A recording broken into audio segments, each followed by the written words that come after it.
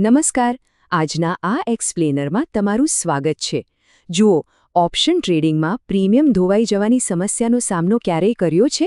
બસ, આજે આપણે એ જ વિષય પર વાત કરવાના છીએ. આપણે દીપક છબીલદાસ ગોંડલિયા દ્વારા જણાવવામાં આવેલા ઓપ્શન ટ્રેડિંગના 7 પાયાના નિયમોનું વિશ્લેષણ કરીશું. જો મોટા નુકસાનથી બચવો હોય તો ખરેખર આ નિયમો એક અલ્ટિમેટ સર્વાઇવલ ગાઈડ છે. અને એમાં સૌથી રસપ્રદ વાત શું છે ખબર છે? આ કોઈ પુસ્તકોમાંથી વાંચીને કહેલી વાતો નથી. આ 7 નિયમો સીધા જ લાઇવ માર્કેટમાં 3 વર્ષ સુધી મેળવેલા પ્રેક્ટિકલ અનુભવોમાંથી તારવવામાં આવ્યા છે. મતલબ કે આ વાસ્તવિક માર્કેટના ઉતાર ચઢાવમાંથી શીખેલા લેસન્સ છે. એટલે જ આને ફોલો કરવા ખરેખર બહુ જરૂરી બની જાય છે. તો આજનું આપણું ડિસ્કશન કેવી રીતે આગળ વધશે? આપણે આ 5 મુખ્ય મુદ્દાઓ પર વાત કરીશું. પહેલા પાયાના નિયમો, પછી માર્કેટ ટ્રેન્ડ અને પીસીઆર વિશે, ત્યારબાદ હેજિંગ, ઓવરનાઇટ રિસ્ક, ઇન્ડિયા વિક્સની અસર અને છેલ્લે સૌથી અગત્યનું ટાઈમિંગ અને પ્રોફિટ બુકિંગ. બસ આ જ ફ્લૂ રહેશે. તો ચાલો સીધા જ પહેલા સેક્શન પર જઈએ, ફાઉન્ડેશનલ રૂલ્સ. જુઓ, ઓપ્શન ટ્રેડિંગની રિયાલિટી એ છે કે અહીં કડક શિસ્ત વગર બિલકુલ નથી ચાલતું. અહીં અંદાજા લગાવ્યા એટલે સમજવું કે નિષ્ફળતા પાક્કી. કારણ કે જો કડક નિયમો વિના ટ્રેડિંગ કર્યું તો પ્રીમિયમ ધોવાઈ જશે અને મોટું નુકસાન થશે એ નક્કી જ છે. માર્કેટને એકદમ ધસમસતા નદીના પ્રવાહ જેવું સમજો. જો તમારી પાસે સાચી દિશા અને નિયમોરૂપી હોડી ન હોય ને તો આ પ્રવાહમાં આખું એકાઉન્ટ ખાલી થઈ શકે છે. એટલે જ રૂલ્સ ફોલો કરવા એ કોઈ ઓપ્શન નથી પણ કમ્પલસરી છે. રાઈટ. હવે આગળ વધીએ બીજા સેક્શન તરફ, જે છે માર્કેટ ટ્રેન્ડ અને પીસીઆર આધારિત પ્રી ટ્રેડ એનાલિસિસ. એટલે કે કોઈપણ ઓર્ડર પ્લેસ કરતા પહેલા કઈ બાબતો ચેક કરવી ફરજિયાત છે. આપણો પહેલો અને બીજો નિયમ એકદમ ક્લિયર હા કે ના જેવો છે. જો માર્કેટનો ટ્રેન્ડ સ્પષ્ટપણે પોઝિટિવ કે નેગેટિવ હોય, બસ તો જ ટ્રેડ લો. પણ જો ટ્રેન્ડ ન્યુટ્રલ દેખાય અથવા તો પુટ કોલ રેશિયો એટલે કે પીસીઆર એકદમ સરખો હોય તો ભૂલથી પણ એન્ટ્રી નથી લેવાની. કોઈપણ કોલ કે પુટ ખરીદતા પહેલા ટ્રેન્ડ ક્લિયર હોવો સૌથી વધારે જરૂરી છે. સિમ્પલ. ત્યારબાદ આવે છે સેક્શન 3, હેજિંગ અને ઓવરનાઇટ રિસ્ક. માર્કેટમાં એન્ટ્રી લીધા પછી ઓપન પોઝિશનને સેફ રાખવી એ પણ એટલું જ અગત્યનું છે ને. અને અહીં આવે છે નિયમ નંબર 3, સૌથી મહત્વનો મુદ્દો, હેજિંગ. હવે માર્કેટ ઉપર જશે કે નીચે તે 100% ખાતરીપૂર્વક તો કોઈ નથી કહી શકતું, બરાબર? એટલે માત્ર એક જ દિશામાં ટ્રેડ લેવો એ ખરેખર બહુ મોટો રિસ્ક છે. એના બદલે કોલ અને પુટ બંનેને લગભગ સરખી પ્રાઇસ પર ખરીદવાનો આગ્રહ રાખો.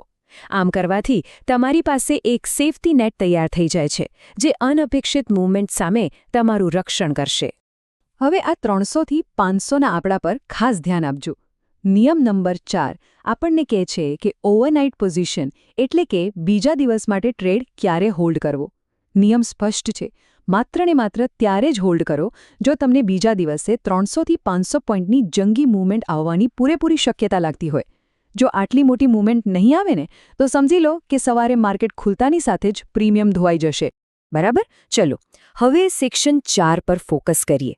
ઇન્ડિયા વિક્સની અસર. વોલેટિલિટી ટ્રેક કરવી અને માર્કેટમાં કેટલી ઉથલપાથલ છે તે જાણવું પ્રીમિયમની સેફટી નક્કી કરવા માટે બહુ જ ક્રિટિકલ છે. અને આ 18નો આંકડો એ નિયમ નંબર 5 સમજવા માટે માર્કેટનું થર્મોમીટર છે. હંમેશા યાદ રાખો, જ્યારે પણ ઇન્ડિયા વિક્સ 18ની ઉપર જાય ત્યારે કોલ અને પુટ બંનેના પ્રીમિયમ અત્યંત મોંઘા થઈ જાય છે. અને મોંઘા પ્રીમિયમનો સીધો અર્થ જ એ છે કે તમારા ટ્રેડમાં રિસ્ક ઘણું વધી ગયું છે. એટલે વિક્સ પર નજર રાખવી તો ભૂલાય જ નહીં. નિયમ નંબર 6 ઇન્ડિયા વિક્સ અને પુટ પ્રીમિયમ વચ્ચેનો સીધો સંબંધ દર્શાવે છે. અહીં સ્ક્રીન પર જુઓ, જો ઇન્ડિયા વિક્સ ઉપર જાય છે તો પુટ સાઇડના પ્રીમિયમ ખૂબ જ ઝડપથી વધે છે અને જો વિક્સ નીચે જાય તો પ્રીમિયમ એટલી ઝડપથી ઘટવા માંડે છે. આ ડાયનામિક્સને સમજાવીને ટ્રેડિંગ કરવું એટલે આંખે પાટા બાંધીને હાઈવે પર કાર ચલાવવા જેવું છે. હવે આપણે પહોંચી ગયા છીએ આ વિશ્લેષણના સૌથી રોમાંચક ભાગ પર, સેક્શન 5, ટાઈમિંગ અને પ્રોફિટ બુકિંગ. ટ્રેડમાંથી એક્ઝિટ ક્યારે લેવી? તો નિયમ નંબર 7 પ્રમાણે એક ગોલ્ડન વિન્ડો છે. જો ઝડપથી પ્રોફિટ મેળવવો હોય ને તો એનો શ્રેષ્ઠ સમય છે સવારે 9:15 થી 10 વાગ્યા સુધીનો. માર્કેટ ખુલતાની સાથે જ આ 45 મિનિટની વિન્ડોમાં તમારો ટ્રેડ પૂર્ણ થઈ જવો જોઈએ, કારણ કે 10 વાગ્યા પછી આ વિન્ડો ક્લોઝ થઈ જાય છે. પણ સવારના આ સમયમાં ખરેખર કરવાનું શું છે? જો માર્કેટ ખુલતાની સાથે જ કોલ અને પુટ એકસાથે ખરીદવાના છે. પણ એક વાતનું ખાસ ધ્યાન રાખજો. નફો જોતા પહેલાં તમારો ખર્ચ ગણવો સૌથી વધુ જરૂરી છે. માની લો કે બ્રોકરેજ અને બીજા ચાર્જિસ મળીને ₹50નો ખર્ચ થાય છે. તો આ ખર્ચને તમારે તમારા ગ્રોસ પ્રોફિટમાંથી બાદ કરવાનો રહેશે. અને જ્યારથી ચોખ્ખો નફો એટલે કે નેટ પ્રોફિટ દેખાવા લાગે ત્યારે કોઈપણ જાતના લોભ વગર તરત જ એક્ઝિટ કરી લેવાની છે. ચાલો આ 250ના આંકડાથી ઉદાહરણ સમજીએ. ધારો કે સ્ક્રીન પર તમને ₹300નો પ્રોફિટ દેખાઈ રહ્યો છે. તો યાદ રાખો કે તેમાં ₹50નો ખર્ચ છે, જે કપાવવાનો છે, એટલે તમારો સાચો નફો ₹250 બને છે. હવે ભલે આ રકમ તમને નાની લાગતી હોય, પરંતુ એકદમ શિસ્તબદ્ધ રીતે આ ₹250 લઈને માર્કેટમાંથી બહાર નીકળી જવું ને, ખરેખર એ જ આ રમતની સાચી જીત છે. અને બસ આ જ વાત આપણને આજના સૌથી મહત્વના સિદ્ધાંત પર લઈ જાય છે. નાના પ્રોફિટ ભેગા મળીને મોટા પ્રોફિટ કરતાં પણ વધી જાય છે. માર્કેટમાં અનિયંત્રિત લોભ રાખીને તમે ક્યારેય લાંબો સમય નહીં ટકી શકો. માર્કેટ જે આપે છે તે લઈને ખુશ રહેવું અને કન્સિસ્ટન્સી જાળવી રાખવી, તે જ લાંબા ગાળાની સફળતાની ચાવી છે. તો હવે આ 7 નિયમો સમજ્યા પછી અંતે એક મોટો પ્રશ્ન ઊભો થાય છે. શું ખરેખર કડક અને લાગણીઓથી મુક્ત એવી શિસ્ત એ જ શેરબજારમાં ટકી રહેવાનું સાચું રહસ્ય છે? જરા વિચારજો. દરેક ટ્રેડરે પોતાની ટ્રેડિંગ સ્ટાઇલ વિશે વિચારવું જ જોઈએ. શું તમે આ પ્રકારના નિયમ આધારિત અભિગમને અપનાવવા તૈયાર છો? જો હા, તો આ નિયમો આવતીકાલથી જ તમારા ટ્રેડિંગને એક નવી અને સાચી દિશા આપી શકે છે.